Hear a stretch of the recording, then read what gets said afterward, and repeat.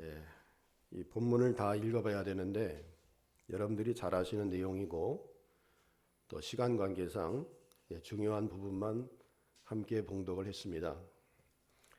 말씀의 제목은 홍해를 통과하는 자와 통과하지 못하는 자 하는 제목으로 오늘 주시는 말씀을 함께 깊이 상고하고자 합니다. 이스라엘 백성을 하나님께서 이렇게 바닷가에 장막을 치게 하셨습니다. 이스라엘 백성이 얼마든지 이 바닷가 말고도 그 이집트 북쪽을 향해서 가장 가까운 길인 가나안 땅을 향해서 걸어갈 수 있는 지름길이 있습니다. 그런데 무엇 때문에 전략적으로도 참 좋지 않은 장소에다가 장막을 쳤을까? 그 이스라엘 백성들이 장막 친 곳은 지도상을 보면 현재 도망치는 중에 있잖아요. 그러니까 이 지도자 모세가 여기다가 장막을 쳐서는 안 됩니다. 그래도 모세는 40년간 애굽의 학수를 배우고 또 군사적인 그런 기술을 가진 사람이에요. 그러니까 상당히 지역적으로 탁월하게 잘 아는 사람인데 어찌해서 이렇게 장막을 여기다 쳤을까? 그 이유는 단 한 가지죠. 하나님이 거기다가 치라고 했기 때문에 자기 생각을 말하지 않고 하나님 말씀에 순종해서 장막을 친 것입니다. 때때로는 우리가 보기에는 위험한 장소인 것 같은데 하나님은 거기다가 장막을 치라고 말씀하실 때가 있어요. 우리가 이 세상에 살면서 내 생각과 내 지혜가 더 옳은 것 같은데 하나님 보시기에 좀 미련해 보이는 것이 있습니다. 안 될 것 같기도 하고 또 상식적으로 이해가 안 될 때가 많이 있습니다. 모세는 지금까지 자기의 상식과 자기의 지혜와 자기 지식으로 하다가 실패를 한 경험이 있어요. 한번 욱하는 성질 때문에 이집트 병사를 때려 죽였습니다. 그 바람에 바로의 공주의 아들이라 하는 그런 지위에서 쫓겨나가지고 미디안 광야로 도망치는 도망자 신세가 됐죠. 지금까지 가진 권력으로 또 재물로 또 자기 자신이 어떤 지위와 능력으로 지력으로 충분히 해나갈 수 있었는데 그 한순간에 이렇게 몰락해 버렸단 말이에요. 그렇구나. 이 하나님이 한순간이라도 안 도와주시면은 아무리 내 힘으로 될 것 같아도 한 번에 미끄러지는구나. 그것을 모세가 철저하게 깨달았습니다. 그래서 미디안 광야 40년 정말 이 공주의 아들의 환경과는 전혀 다른 열악한 환경을 잘 참고 견뎌내면서 자기를 벗어버리는 생활을 했던 거예요.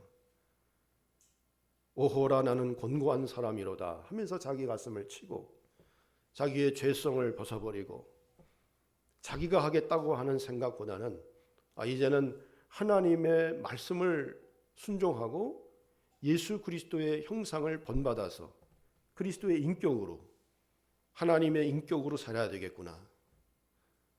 이 세상 사람들과 동일한 모습으로 살지 말아야 되겠구나 하면서 열심히 목자와 같은 삶을 살았습니다. 양치는 일을 했습니다. 그것도 40년 동안. 그래서 이 지도자인 모세는 위험한 장소임에도 불구하고 하나님의 명령을 따라 여기에서 장막을 쳤습니다. 근데 아니나 다를까 이스라엘 백성이 거기에 장막 쳤다는 정보를 입수한 바로 왕은 다시 군사를 정렬해서 이번 참에 아예 이스라엘 백성을 전부 몰살시키자. 600승의 병거를 몰고 많은 군사를 이끌고 이 바닷가 근처로 쳐들어왔습니다. 신앙이 연약한 백성들의 입장에서 볼 때 큰일 났구나.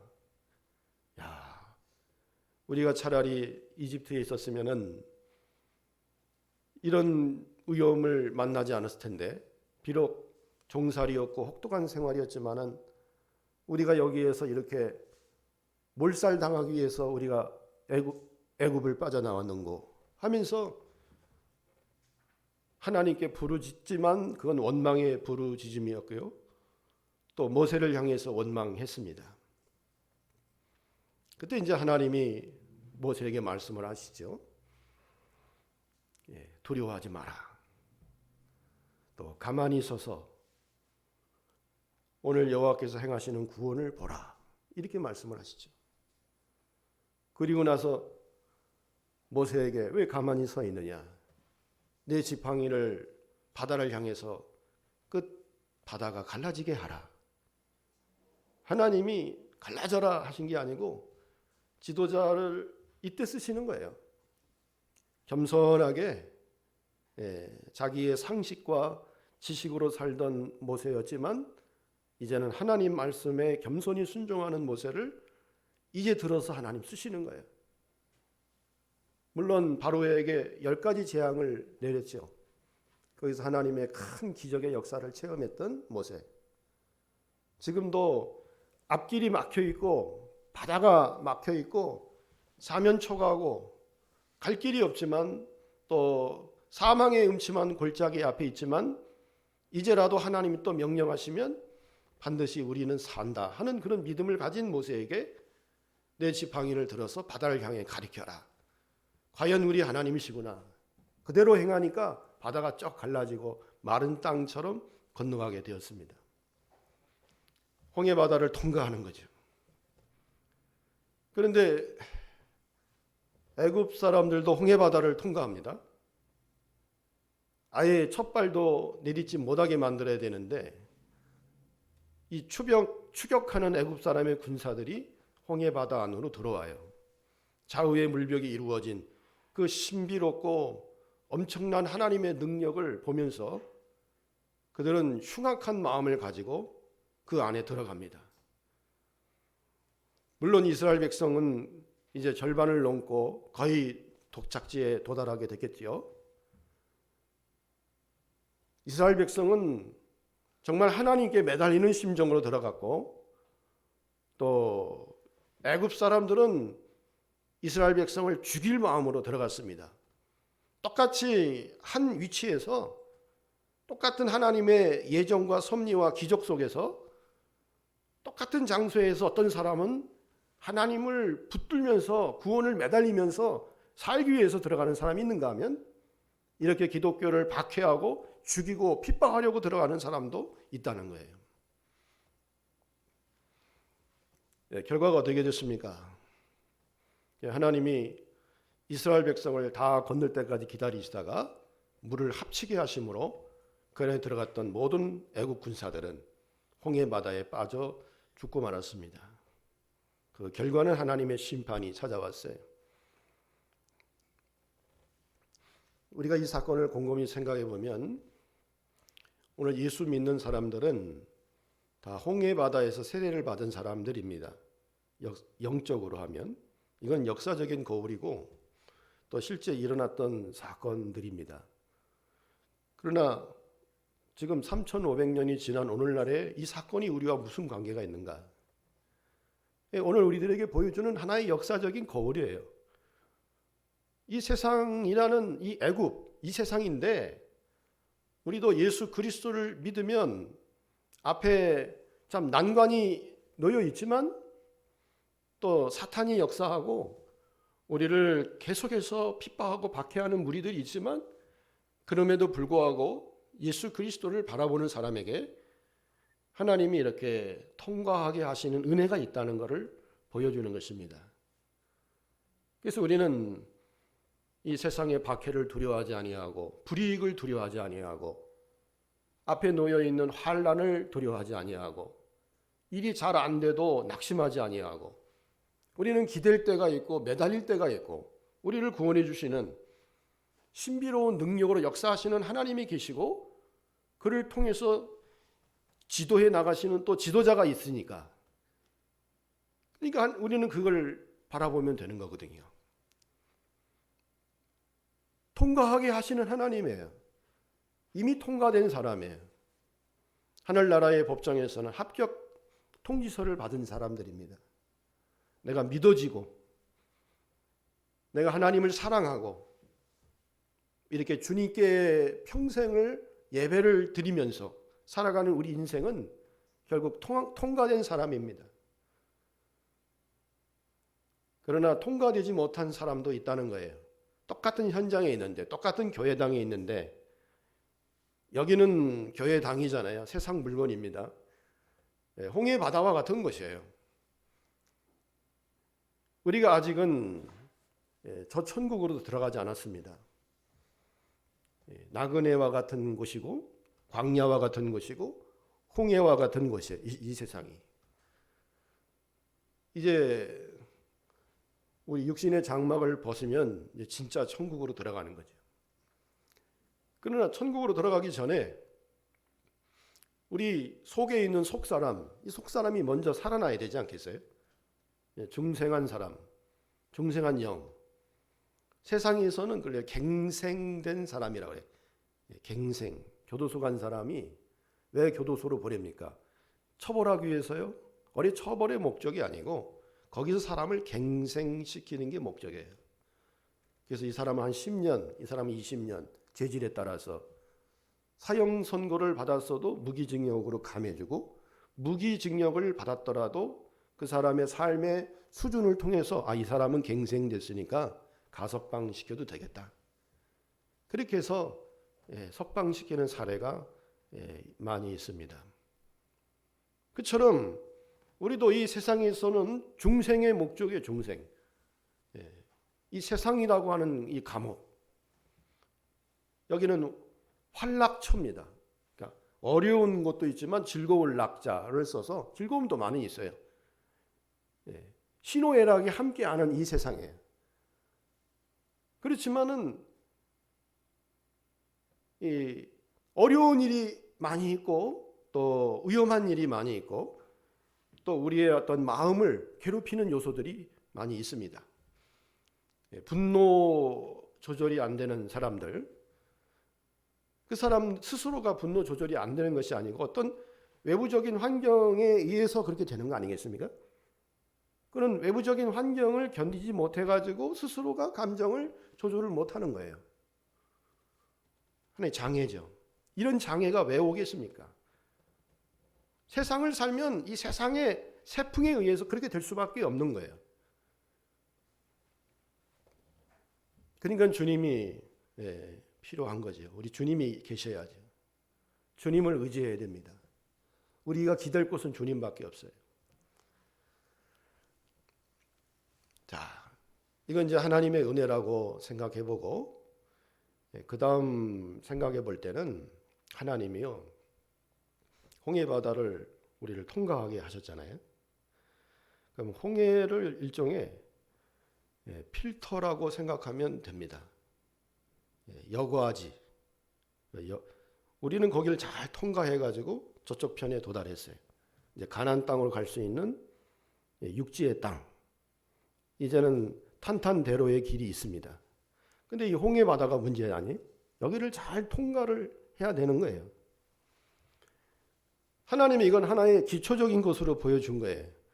그러니까 우리가 이 세상에서 살 때 우리도 삶이 좀 통과된 삶을 살아가라는 하나의 하나님의 교훈일 수 있습니다. 이 세상은 모든 게 다 통과되게 돼 있어요. 합격해야 고등학교도 들어갈 수 있고 대학교도 들어갈 수 있어요. 또 직장도 어떤 기준에 의해서 합격해야만 통과될 수 있어요.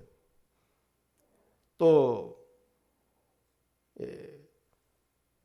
한 단계 자기 직위가 올라가는 것도 그냥 올라가는 것이 아니라 어떤 기준에 의해서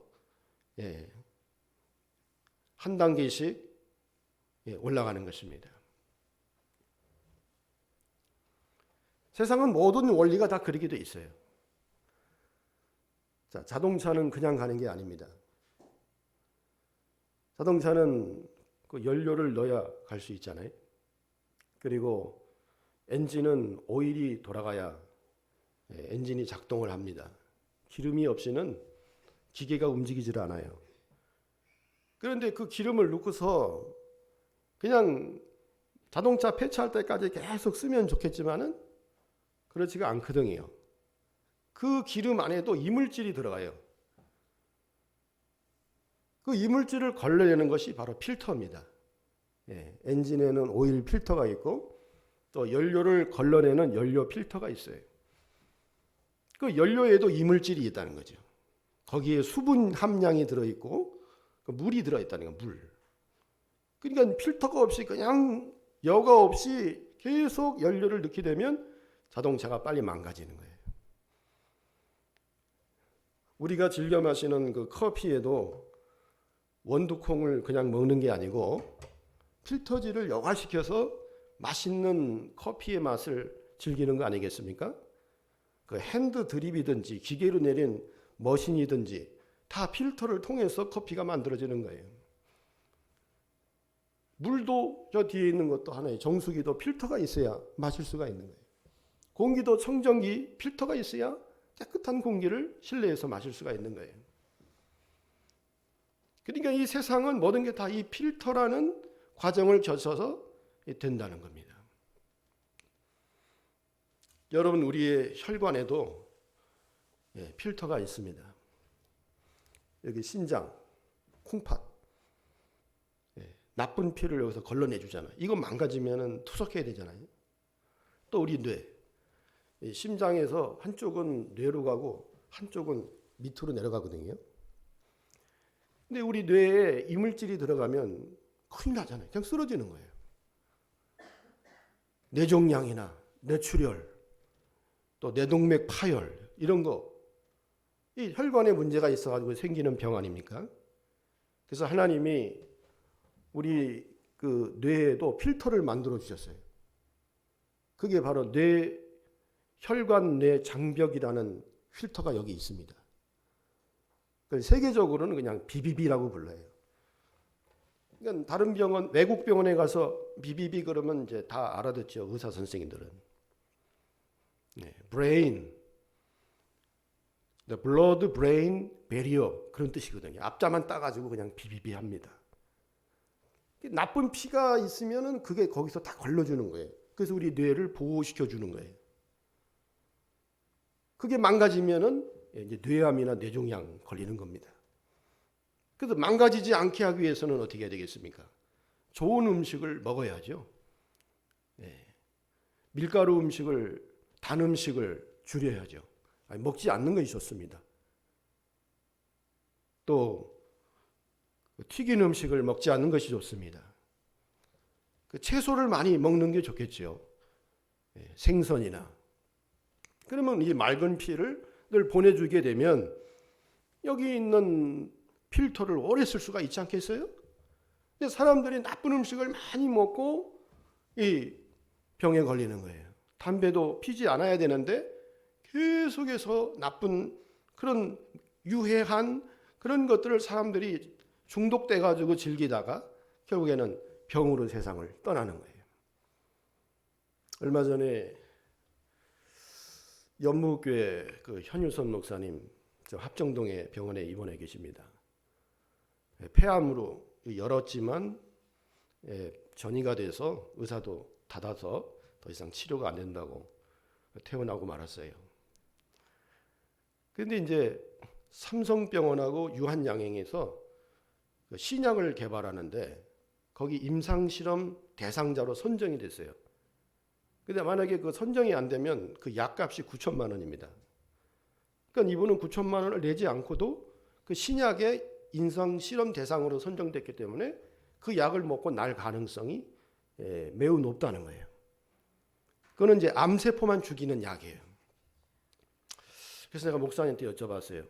목사님 혹시 그 집에 가스레인지 틀을 때 통풍 잘 안 됐죠. 예. 게다가 뭐 연탄가스도 냄새 나고 또 거기 순간온수기에도 가스 냄새가 좀 나더라는 거예요. 그렇게 사모님 없이 2년 넘게 그렇게 생활을 했으니 병 들 수밖에 없죠.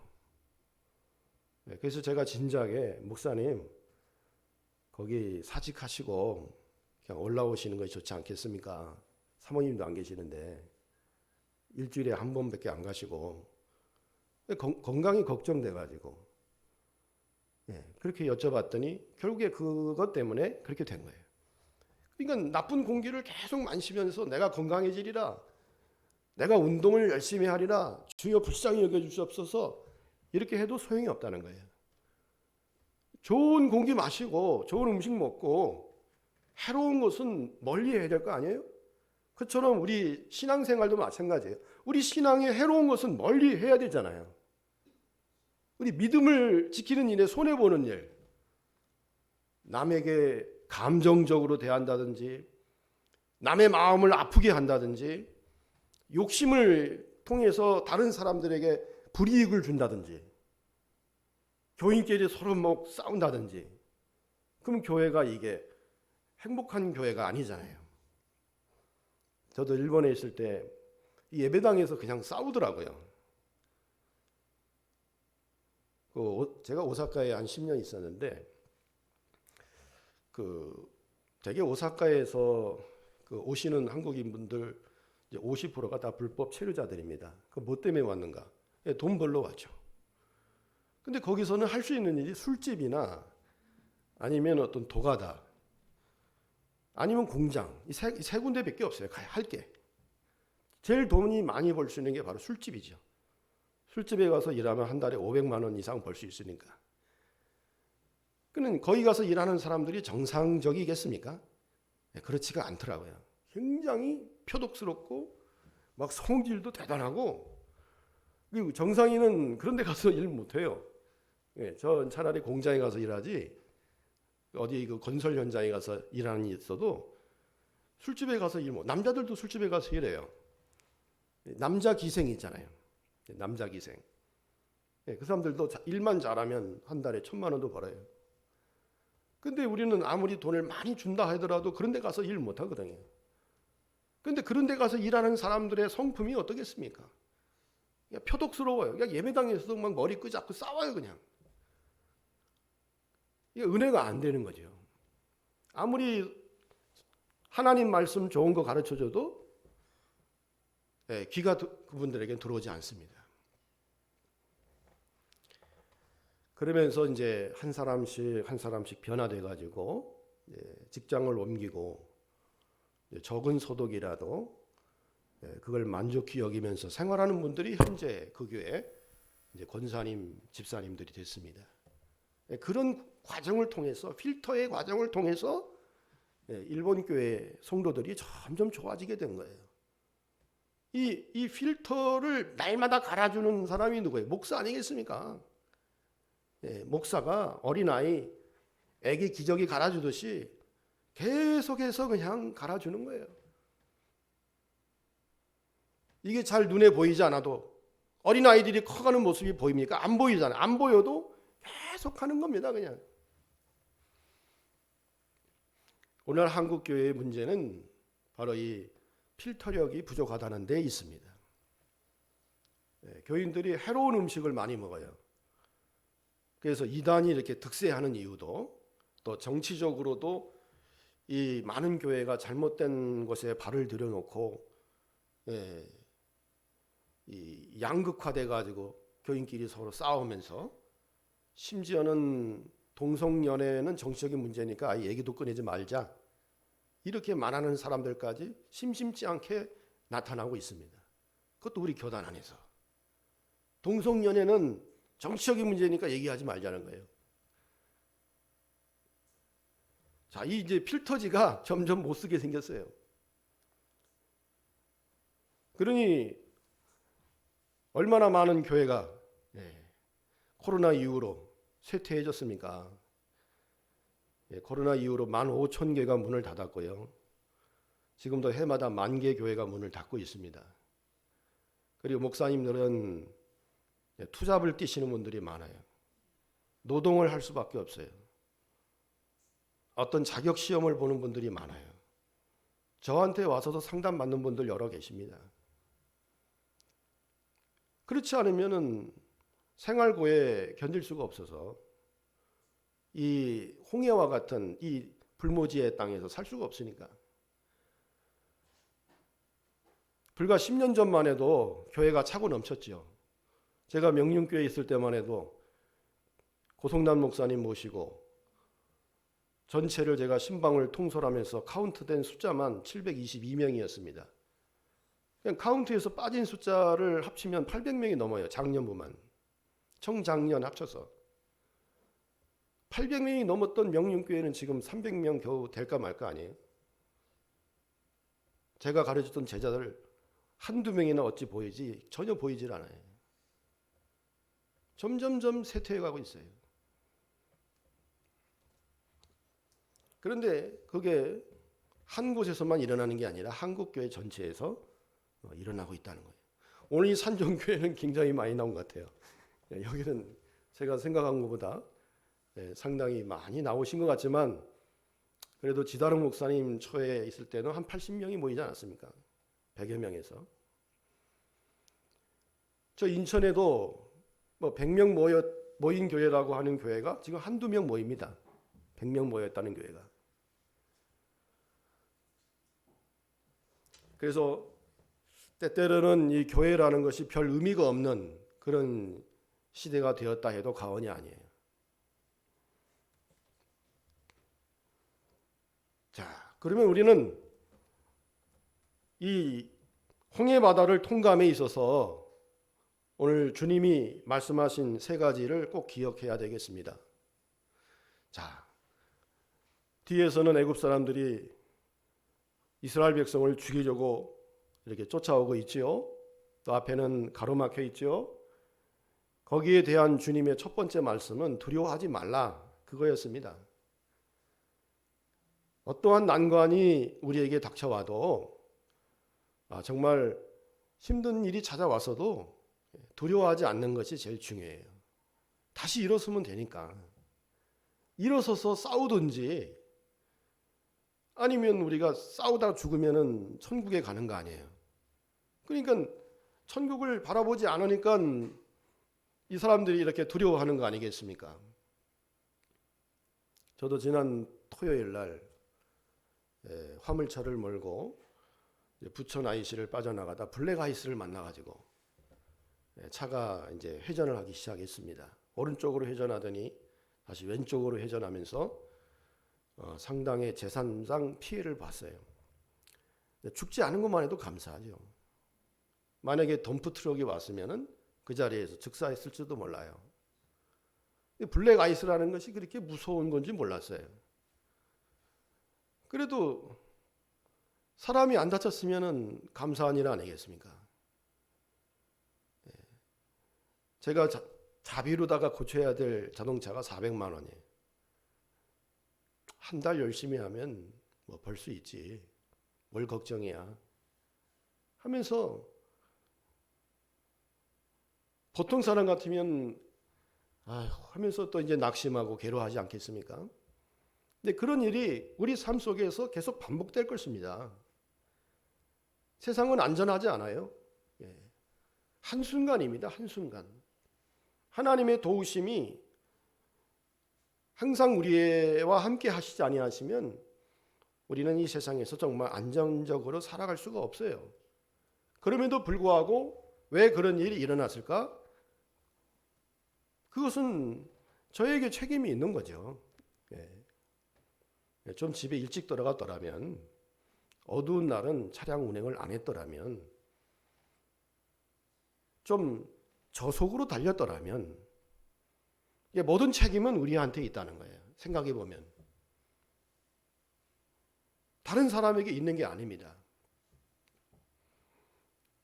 그래서 두려워할 필요가 없는 거예요. 다 내 잘못이니까. 하나님은 그걸 통해서 교훈시키는 거예요. 자기를 낮추고 겸손히 회개하고 그런 과정을 통해서 하나님을 더욱 견고하게 의지하게 하시는 하나님의 뜻이 있는 거죠. 서양 사람들은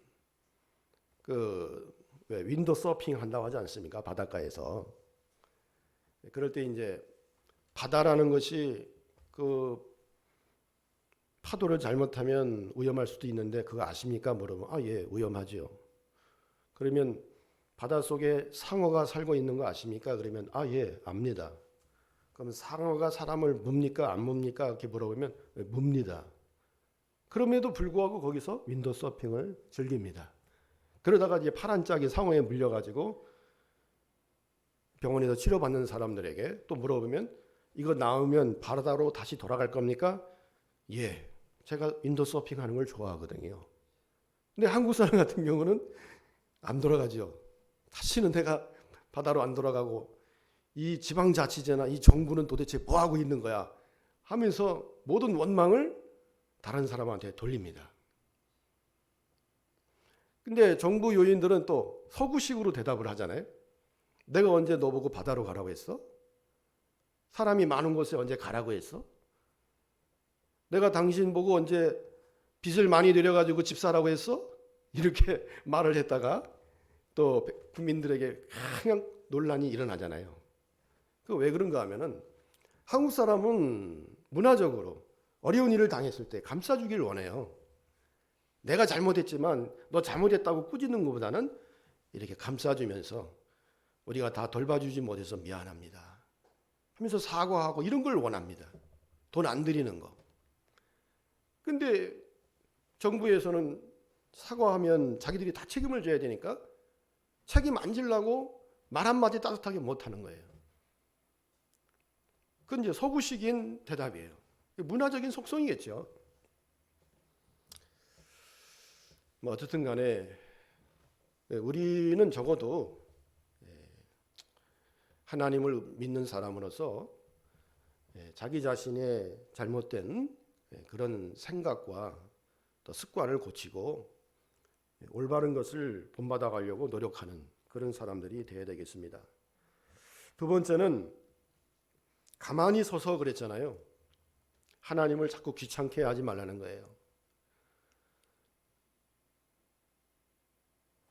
보통 그 신중한 사람, 또 오랜 경험이 있는 사람, 오랫동안 이렇게 내공이 쌓인 사람들은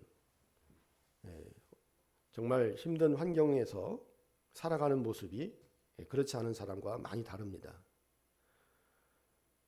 여기 모세는 가만히 있었습니다. 지금 가만히.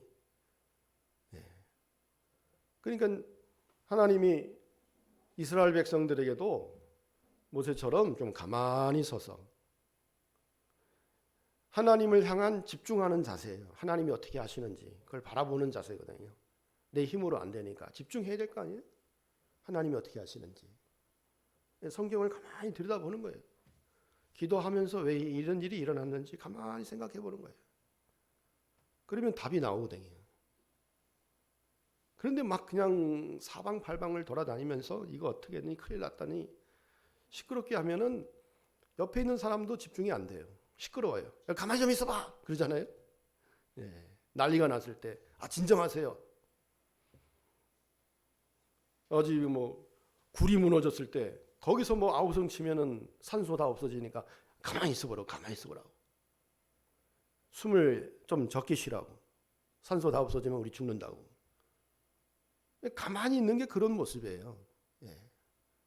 가만히 기도하는 모습, 또 성경을 생각하는 모습, 하나님을 좀 바라보는 모습이에요. 좀 집중하는 자세.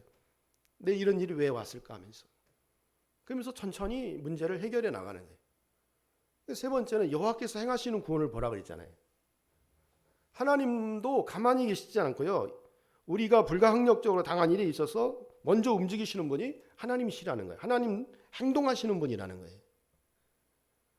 결코 하나님이 가만히 계시지 않아요. 그러니까 우리도 처음에는 가만히 있어서 왜 이런 일이 왔는지, 어떻게 일을 수습해야 할지, 우선순위가 무엇인지, 그래서 그걸 먼저 하면 되는 거거든요. 우선순위. 여기서는 모세와 함께 하나님을 향해서 기도하는 일이 우선순위겠죠. 이렇게 아우성치지 말고 여기가 무슨 우리의 매장지냐?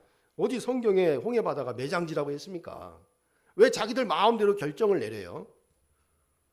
아직 일이 안 끝났는데 끝까지 가봐야 끝난 거 아니겠어요? 근데 스스로 왜 결과를 만드냐 이거죠. 다 끝났다고 왜 그렇습니까? 왜 부정적인 이야기를 먼저 꺼냅니까? 그러니까 하나님은 두려워하지 말라 가만히 서서 여호와께서 행하시는 구원을 보라 이 말씀을 하시는 거 아니겠어요? 우리 믿는 그리스도인들도요.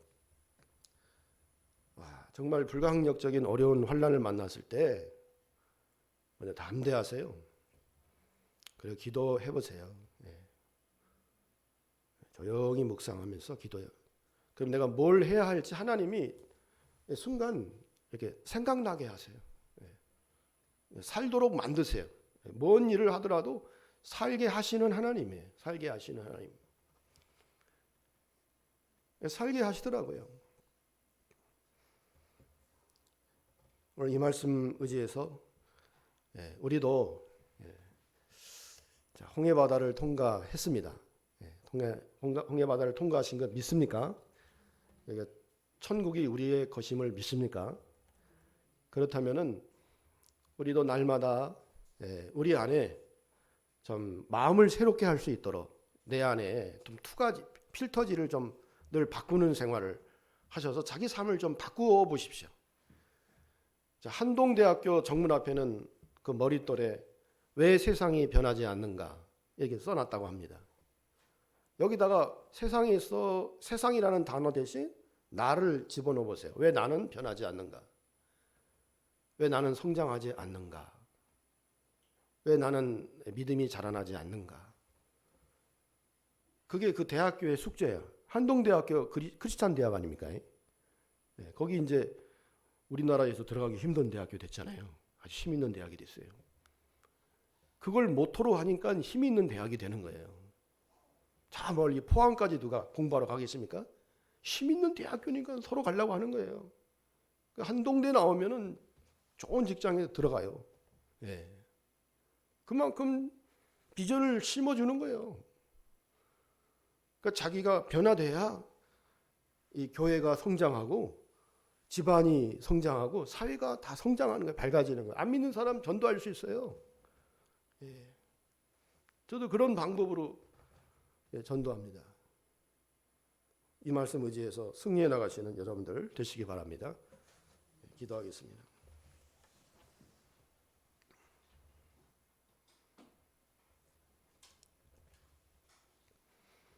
하나님 아버지, 홍해바다를 통과하는 자와 통과하지 못한 자의 사건을 생각하면서 우리는 이미 하나님 나라의 백성이 된 것을 진심으로 감사드립니다.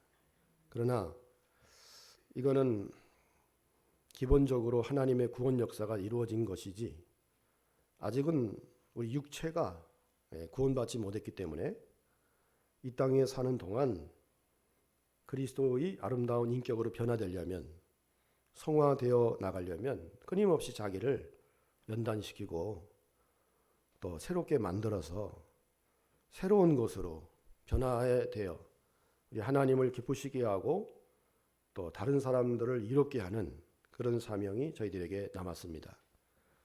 근데 우리가 이 빛과 소금의 역할을 제대로 안 해서 짠맛을 내지 아니하고 또 빛을 발하지 아니해서 버리움을 당할 수밖에 없는 그런 형편에 놓여 있는 그런 저희들입니다. 하나님 아버지 불쌍히 여주시고 저희들 버리지 마시고 우리 하나님의 능력과 역사로 키워주셔서 또 지도자 모세를 통해서 하신 것처럼 이 교회 목사님을 통해서 저희들을 키워주셔서 우리 지역사회에 정말 아름답게 우리 가정이 행복하게 일궈 나갈 수 있는 그리스도인 가정이 될 수 있도록 도와주시옵소서. 예수님 이름으로 기도하옵나이다. 아멘. 521장